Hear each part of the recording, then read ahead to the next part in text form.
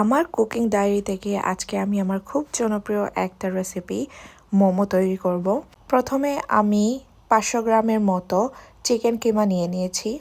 Rest of the ingredient হিসেবে আমি এখানে আদা রসুন কুচি, কাঁচামরিচ কুচি, পেঁয়াজ কুচি এবং সিলেটি ঐতিহ্যবাহী জারে লেবুর বাইরের অংশটা কুচি করে নিয়েছি এবং কোরিয়ান্ডার। আমি মনে করি মশলাগুলো ব্লেন্ড না করলেই টেস্টটা অনেক ভালো আসে। এরপর আমরা এখানে পরিমাণ মতো সয়া সস ব্যবহার করব। সবগুলো উপকরণ দিয়ে দেব এবং এখানে আমরা ব্ল্যাক পেপার অ্যাড করব এবং পরিমাণ মতো সল্ট। তারপর ভালো করে এটা মিক্স করে নেব। আমি অনেক ধরনের মোমো ট্রাই করেছি, ডাম্পলিং ট্রাই করেছি, গিয়োজা ট্রাই করেছি, কিন্তু আমি যেভাবে মোমো তৈরি করি এর টেস্টটা অনেক অনেক রিচ।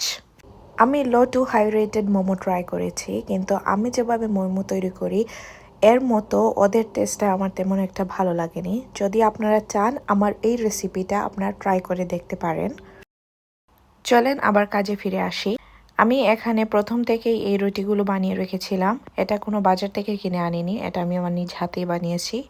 মোমোর আরেকটা গুরুত্বপূর্ণ দিক হলো যদি আপনি এটা খুব সুন্দর করে ডিজাইন করে বানাতে পারেন তাহলে এটা খেতে যেমন সুন্দর এবং এটা দেখতেও অনেক সুন্দর লাগে। আমি প্রথমেই আমার অনেক ভিডিওতেই বলেছি ডেকোরেশনটা খাবারের জন্য খুবই খুবই গুরুত্বপূর্ণ।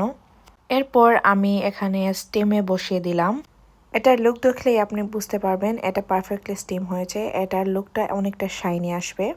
এখানে আমি দেখিয়ে দিচ্ছি এটা কতটা কুক হয়েছে। এই তো আমার মোমো রেডি এবং আমি প্লেটিংটাও করে ফেলেছি। এখানে আমি মোমোর জন্য সয়া সস অথবা অন্যান্য সস ব্যবহার না করে আমি আমার এই সসটা বানাই। আজকে এই পর্যন্তই, সবাই ভালো থাকবেন।